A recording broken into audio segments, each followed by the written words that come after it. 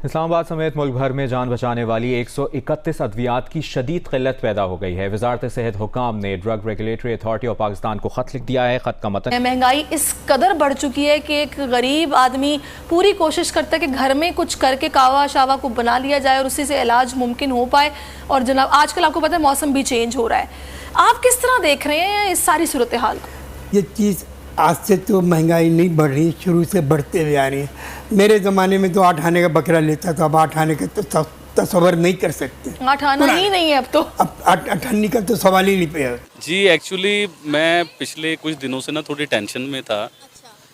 तो कुछ मसले मसाइल ऐसे हो गए, कोई प्रॉब्लम ऐसी चल रही थी, उसकी वजह से फिर मैंने आराम से तसल्ली से बैठ के सोचा कि मैं आपको जो ये बात बताऊं, जिस आवाम ने मुझे देखा है उसे मैं ये तकलीफ़ बताऊं कि मेरे साथ हो क्या रहा है। अब मुझे ये बताइए, मैं अपने पूरे पाकिस्तान को ये कह रहा हूँ, भाई मैं इस लेवल का नहीं हूँ कि मेरा बैंक अकाउंट भी हो। पाकिस्तान के अंदर जो दवाओं की कमी है, दवा की एक तो बहुत ही भारी कमी है, वैसे तो खाने पीने की कमी है, बाकी चीज़ों की कमी है।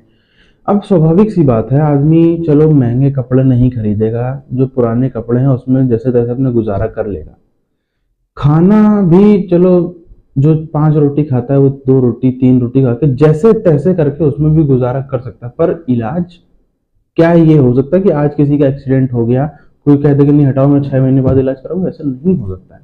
आज किसी को कोई खतरनाक बीमारी है, क्या कोई कह सकता है कि नहीं मैं दवा नहीं खाऊंगा ऐसे ठीक हो जाऊंगा? खतरनाक बीमारी में छोटी बड़ी बीमारी की बात नहीं हो रही।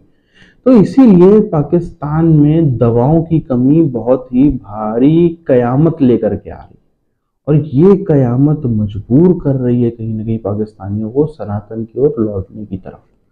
पाकिस्तान में हम साफ तौर पर देख रहे हैं सनातन की ओर लौटने की तरफ, चाहे वो आयुर्वेद के माध्यम से हो, चाहे और चीज़ों के माध्यम से हो। कहीं पीओके वासी कहते हैं कि हमको तो भारत बहुत प्यारा है, क्योंकि अलग अलग तरीकों से आज जब कमर टूट गई है, आज जब जेबें खाली हो गई हैं, तब इनको वही भारत और सनातन दोबारा से याद आ रहा है पाकिस्तानियों को, साफ नजर आ रहा है।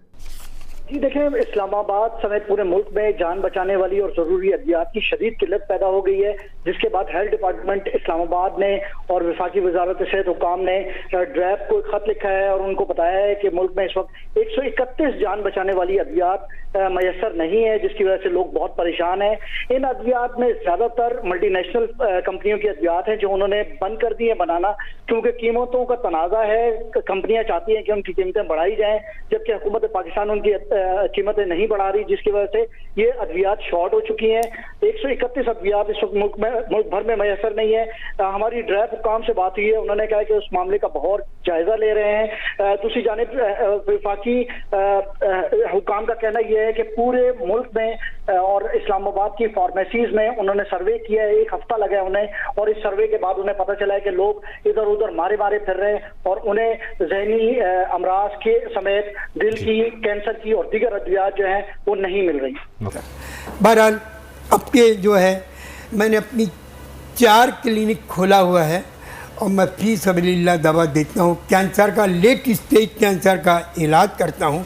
आपके तवज्जुह से ये बताना चाहता हूँ कि मुंह के कैंसर का इतना कैंसर फैल रहा है मुंह का, जो गुटखा तंबाकू और ये सब चीज़ खा रहे हैं, जिसकी वजह से जब हमारे शदुल इबाद साहब गवर्नर थे उस वक्त, सुन लीजिए ज़रा, उस वक्त डेंगू वायरस आया था।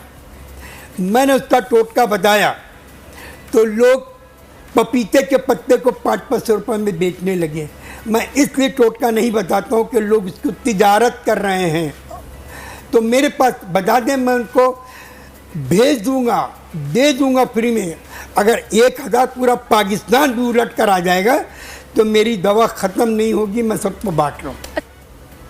बहुत सारे किस्म के हैं, किसी को लंग्स का प्रॉब्लम है कि किस किस्म की खांसी है। एक टोटका छोटा सा बता देता हूँ, बहुत छोटा सा। एक लौंग ले लीजिए, लौंग, अगर किसी को खांसी बहुत ज़्यादा हो रही है, नहीं रुक रही है, एक लौंग ले लीजिए, उसको माचिस की तीली से जलाइए, चूल्हे से मत जलाइए। इसलिए नहीं जलाइए कि वो गैस से वो हो रहा है। माचिस की तीली से जला के जब जल जाए उसको बुझा के और उसे चूस लीजिए। खांसी, नज़ला, बुखार ये आपका उसी वक्त ख़त्म हो जाएगा। ये छोटा सा टोटका है। ज़बरदस्त। देखिए जलाने का मकसद ये है कि जो उसके, अब ये चीज़ है जैसे एक कलम है, अरबों खरबों जरासीम जो आपको मुझे नजर नहीं आ रहे वो उसमें चिपके हुए बैक्टीरिया वायरसेस, उसको माचिस की तीली से जलाओगे तो वो जल जाएंगे। कि उन लोगों ने हमारे जज्बात को सुना, लेकिन ऐसी क्या गलती कर दी मैंने कि मोदी की तारीफ कर दी। मोदी क्या है? मोदी को टेररिस्ट है? मोदी तो एक क्लास है। जो अभी देखिए, मोदी को हम लोग टेररिस्ट कहते हैं या बुरा कहते हैं, मुसलमानों का दुश्मन कहते हैं। पूरी दुनिया के बड़े बड़े प्राइम मिनिस्टर उससे मिलने के लिए तरसते हैं कि हम एक बार मोदी से मिल लें, मोदी से बिजनेस कर लें या मोदी से काम कारोबार कर लें हम लोग। और मैंने अगर मोदी की तारीफ कर दी, पूरी दुनिया तारीफ करती है, उससे भी दुश्मनी ले। मेरे साथ क्या हुआ मैं आपको ये बताता हूँ। तो घर वालों के कमेंट है। अब मेरे दोस्त जहाँ पे मैं कारोबार करता हूँ, जिन दोस्तों में उठता बैठता हूँ, जिनके साथ मैंने ज़िंदगी गुजारी है, आप यकीन कीजिए कि ऐसे वर्ड मुझे बोल रहे हैं। मुझे कहते हैं तू गद्दार है, तूने इंडिया से पैसे ले लिए हैं, तूने पता नहीं, कोई मुझे कह रहा है इंडिया से आईफोन ले लिया है, कोई कह रहा है इंडिया से तूने पैसे ले लिए हैं, कोई कह रहा है आपके अकाउंट में 5 लाख रुपए आ गए हैं। जब पाकिस्तानी अवाम, और अभी चंद अवाम को पता है, सबको नहीं पता, अभी चंद लोगों को पता है इस बात का। अब हुआ क्या कि यकीन कीजिए, घर जाता हूँ, घर वाले मेरे दुश्मन बन चुके हुए हैं। वो मुझे कहते हैं कि तुम अच्छा नहीं कर रहे हो। ये तो मैं एक आम आदमी हूँ, इसलिए कुछ ज़्यादा मेरे साथ ये चीज़ें हो रही हैं। दूसरा मैं बताता हूँ, अगर मुझे आप गद्दार कह रहे हो तो गद्दार तो नवाज शरीफ साहब हैं सबसे पहले। उनके घर प्राइम मिनिस्टर नरेंद्र मोदी आए, क्या बहादुर आदमी होगा यार वो, उसकी मैं भी तारीफ़ें नहीं करता। देखिए, मुझे बड़ा ही तकलीफ़ होती है मेरे दिल के अंदर घुस के कोई देखे कि जब कोई किसी को कहेगा कि आप गद्दार हो, अपने मुल्क के गद्दार हो, तो बड़ी ही तकलीफ़ होती है। मैं अपने दोस्तों से, अपने भाइयों से, इस सब से ये कहना चाह रहा हूँ कि यार आप लोग थोड़ा पढ़ लिख लेते, कुछ आपको भी समझ आती कि दुनिया में हो क्या रहा है। आप सिर्फ पाकिस्तान के अंदर हो, पाकिस्तानी मीडिया के बीच में हो, पाकिस्तानी किताबों के बीच में जो आपको पढ़ा दिया गया, जो समझा दिया गया कि इंडिया दुश्मन है, इंडिया दोस्त नहीं है। और दूसरी बात ये देखिए, आप इंडिया से इतनी नफरत रखते हैं, वो तो दोस्ती के लिए आए थे ना मोदी साहब, बगैर बताए आए, जैसे भी दोस्ती के लिए आए थे।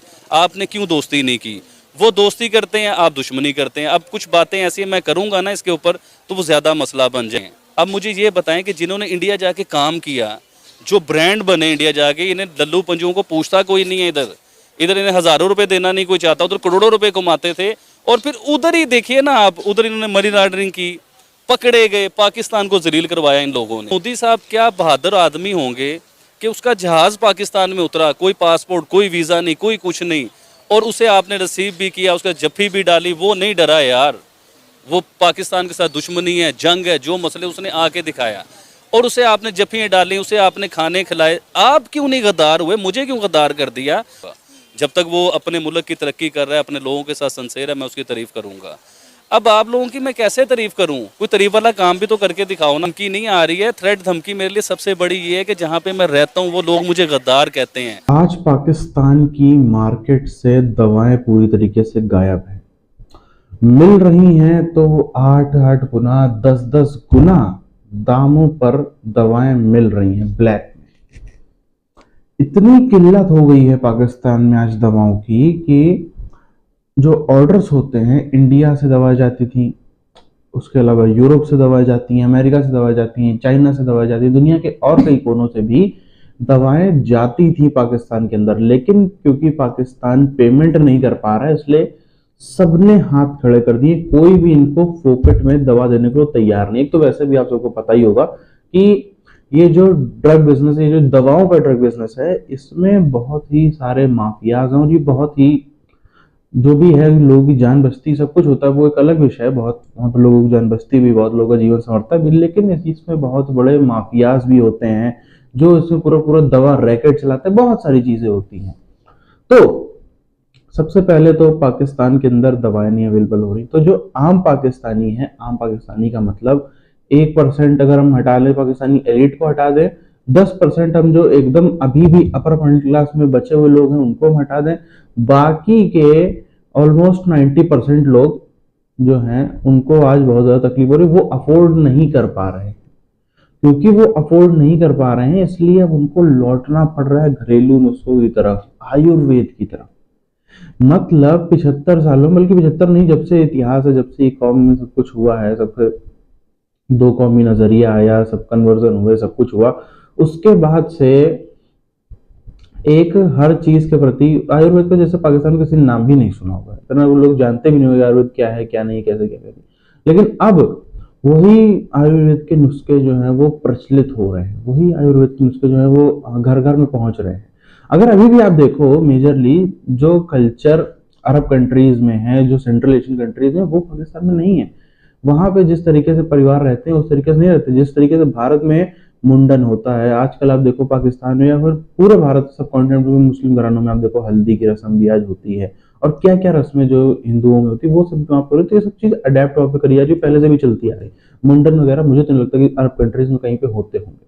बहरहाल इन्हीं सब चीजों की तरफ से पाकिस्तान गरीबी, ये जो गरीबी और ये जो महंगाई है, ये पाकिस्तान में वो चीजें करा रही है जो पाकिस्तानी कभी सोच भी नहीं सकते थे।